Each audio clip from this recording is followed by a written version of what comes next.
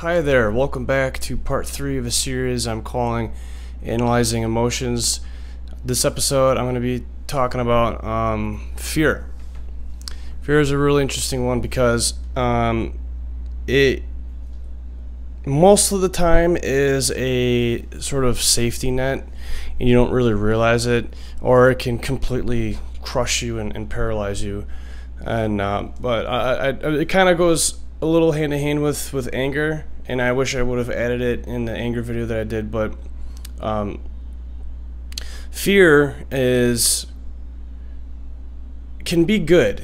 Fear can be good, and I'm speaking from personal experience. I mean, when you sort of hit your own little rock bottom, and if you're a decent human being at all, and you inspire for more, and you dream and you just want more out of life, then fear will crush you, because you'll wake up in the middle of the night worrying about, man, I haven't done this yet, I need to do this, or my life is out of order, and I don't have a car, or I don't have a job, and so on and so forth. So fear can be a motivator, and if you realize it, and what I would suggest was something that I did is to do research and listen to successful people who talk about fear. And Chris Evans, which is an actor who plays what's the superhero, Captain America. He's been in a ton of movies, comedy movies, Not Another Teen Movie.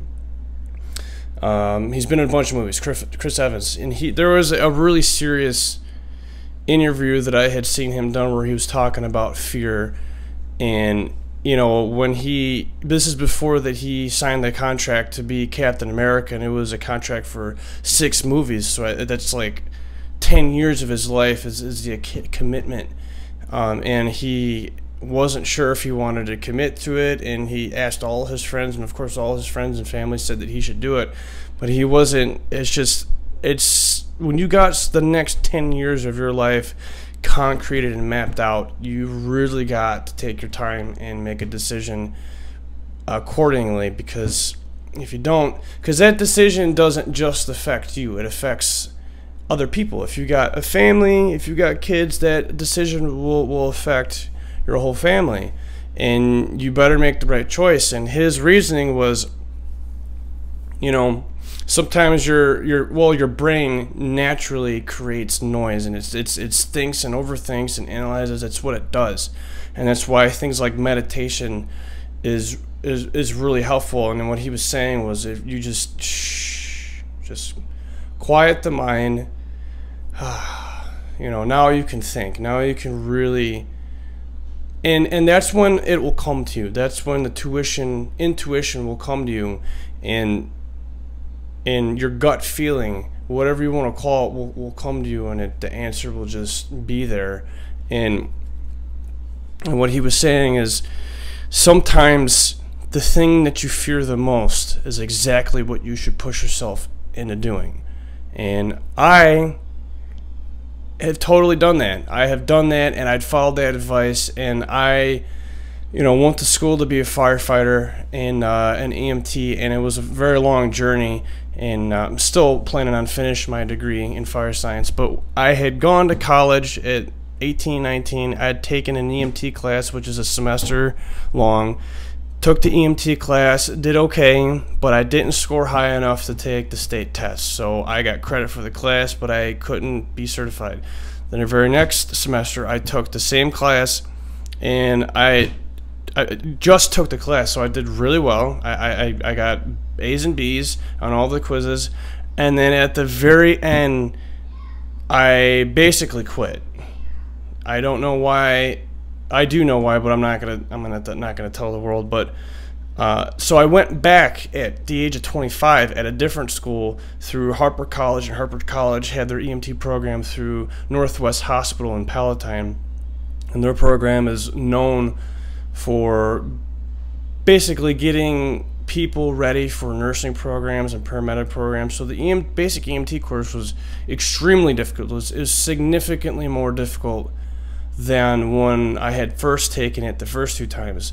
So around that time, I had seen that interview with Chris Evans, and I was doubting myself. Every day I'd go home, and I was working nights at the time, so I'd have to fall asleep in the middle of the day, and I wasn't getting sleep, and I was doubting myself, and it was very difficult. It was at the time, it was the most difficult, demanding, consistently scary thing that I had done, and I had taken his advice, and I was so scared of it. I was so intimidated because my whole life I had not done well in school, mainly because I didn't want to, and I didn't push myself, and I didn't learn how to push myself into something until I was 25, 30 years old.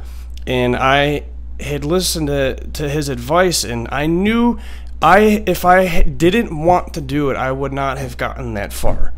I would have not have even gotten that far, and I needed to just trust myself.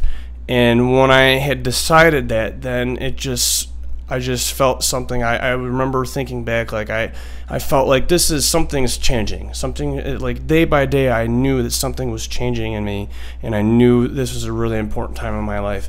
And boy, was it hard. It was really hard, and it was a big class of, I don't know the exact number, but it was probably like 70, 80 students. It was a really big class. And by the end of it, there was less than 30, I think, around 30 kids that graduated.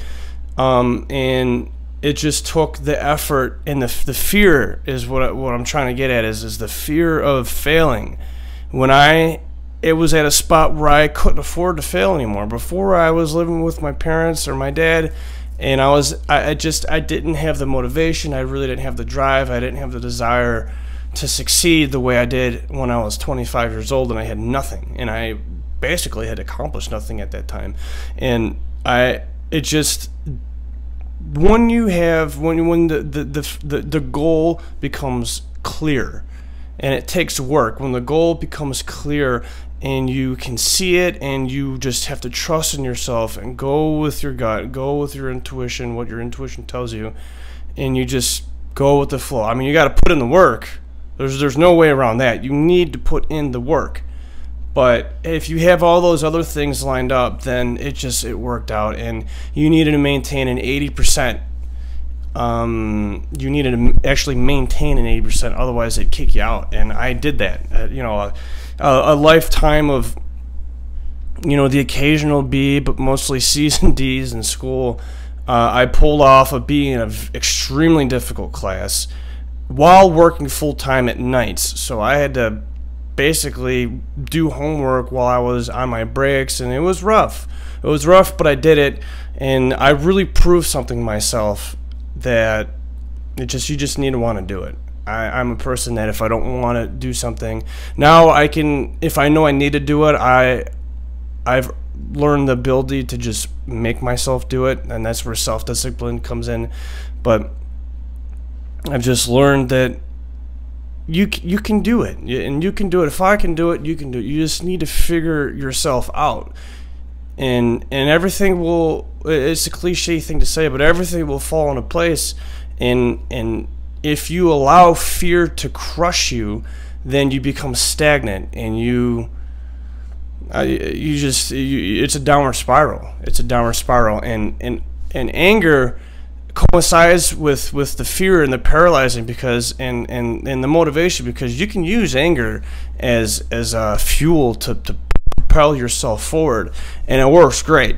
I mean, if you're pissed off and you decide to go run, you'll fucking run.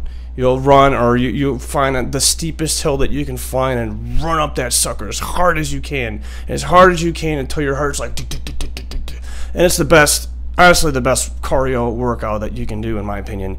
And man, fear it's an interesting one. It's if you allow it to crush you, it will, and if you're able to figure it out and put the pieces together, and everyone's different, but if you're able to piece it together, then it'll work out. Everything will work out. The fear of failure is what's gonna keep you afloat.